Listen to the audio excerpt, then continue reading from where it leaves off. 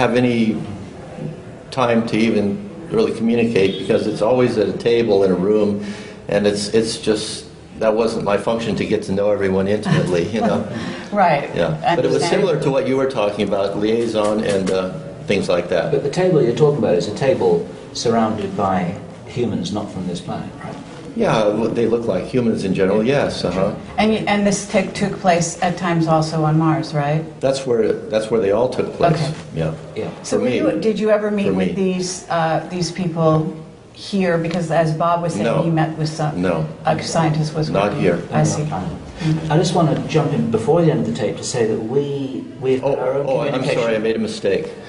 Did I ever meet with them? When I was not working, yes. But that's another story. It's a long time ago. It's another interview. Oh, right, okay.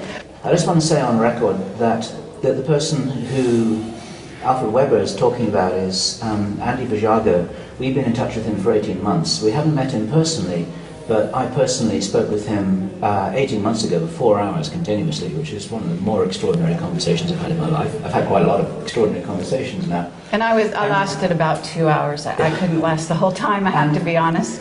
And as far as we are able to determine, and I'm just speaking epistemologically here, we fully support Andy's story, and we fully support his own intention in order to release his story to the world, and he's only told a tiny part of it so far. And what's really interesting here is that this dovetails fully with Arthur's personal experience, to do with time travel, to do with wormholes, to do with the relationship with activity on Mars, and a whole complexity here that's very hard to swallow, but it's extremely important to understand. And I just wanted to add our own support to that, and this is something else that we'll pick up and roll with later, because it's way beyond the scope of this conversation. Okay, but I had a conversation today with one of our whistleblowers, and he actually was not. He was talking about the amount of radiation on Mars and questioning. No, he wasn't. He was talking about the radiation of the Van Allen belts. No, he actually also talked about the radiation on Mars, and I was asking him about that, and I said that the bases were underground. Is there radiation on Mars in excess of what we have, for example, here on Earth? Because of what I was doing there, I wasn't even focused on thinking about those things. I simply was going there for an hour, it sounds strange, for an hour meeting, and then I'd leave and come here. And so, for me, because of the way my life's been like this forever, you know, it's nothing was unusual. I didn't even think about things like that, whether there's a radiation or not. Those things were just handled by the way the system was set up there, or is set up, or will be set up. I don't even know what time period it is now. That's another subject. But well, you had physiological reaction to having gone through that process, isn't it? Yes, yeah. That's another thing, because of the kind of like jet lag kind of thing. There was medicine that I was taking that when I quit, I actually forgot about, because everything happened so suddenly when I quit that it was not available any longer. But that's another subject again. All stuff to be, yeah. Earlier at the start of this conversation, Arthur made a joke and said that he ran away. This is not true, and I didn't want you I didn't want that to be misunderstood. It was after a disagreement at work. You basically handed in your notice. It was kind of it was not even a disagreement. It was a conflict. It was just I got very tired, because things were becoming more and more restricted in my life, to the point of where I could no longer even call my friends or email my friends. And instead of just trying to sit it out and go through all the massive paperwork and things and waiting, I just decided, you know, I would make the decision instead. But basically, it was a relatively sudden departure, very sudden, rather than being gradually rooted out, and that involved your suddenly not taking any more a particular medication, which I forgot about, because I just I literally left everything behind in my home and just went to another country. But what I'm stating here is that the medication that you took was something called Lorenzil, which, if you suddenly withdraw from that, that the effects that Lorenzo is designed to ameliorate is something that's called transdimensional disorder. Well, this is what I understand from someone else that I didn't know about. So Okay, and this is all got to, I mean, this is another thing that's beyond the scope of this conversation. It's got to do with the zero-time reference and things that Peter Moon's talked about in his first Montauk books and so on and so forth. But the body gets very disoriented when it's going through jump gates or jump rooms or whatever it is you want to call these things. And there's a certain medication that one has to take in order to ameliorate that. If you suddenly withdraw from that, then you're in big trouble. And this is one of the things that you're up against. Right, and I think that at another point we can talk in more depth about that. But for the purposes of this conversation, Yeah. to kind of return to we're really talking about the future of the humanity and our interaction with, well, certainly Anunnaki on Mars. But we had a statement that was made which said,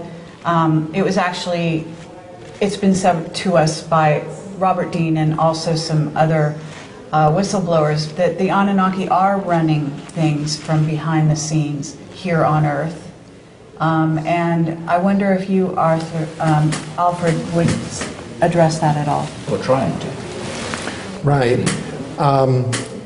Well, certainly, I've heard that there are various. That is to take a model of how decisions are made here on Earth. There are various models which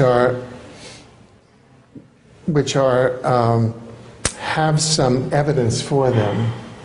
One model is a more drastic model than the Anunnaki model, and that involves whether or not this is a true model or is a model based on disinformation. Involves the existence of a reptilian race in the fourth density, that is, one more density up from us. They have more control over time, and that density has been behind the phenomenon of alien abductions.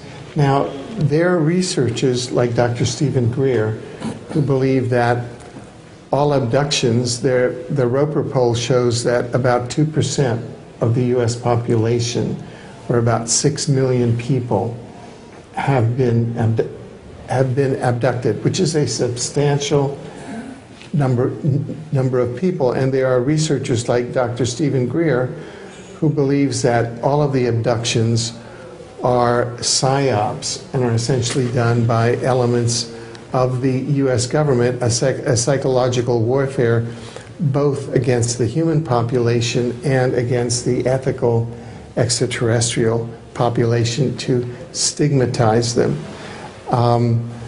Whether or not that's true or not, there's certainly evidence that both small gray-looking beings and reptilian beings have been engaged in extraterrestrial abductions of this substantial number of people with a high strangeness thing. So, and these have been with secret contracts.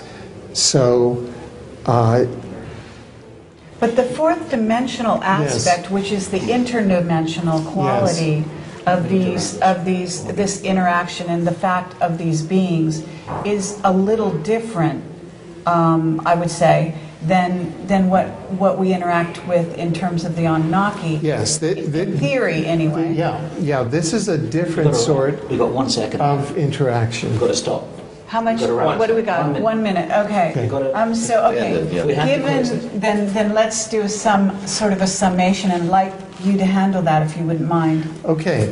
Well, first of all, I think that we've established that the release of secrecy, we know empirically from yesterday, is a great consciousness-raising event, and it will be the deconstruction of secrecy with these great cosmic cycles that will mediate a positive human future. That's a great, a natural, almost natural event. Yeah. Arthur, Alfred, thank you so much for spending your time with us. We'll continue this conversation later. And we have to come to an end here because we've got no more digits. And Kerry, thank you digital too. film. Yeah, Helping to make this absolutely. possible. Thank you so much. This has been a fun but enlightening event we've got going here, and we're going to continue this conversation for years to come, I'm sure.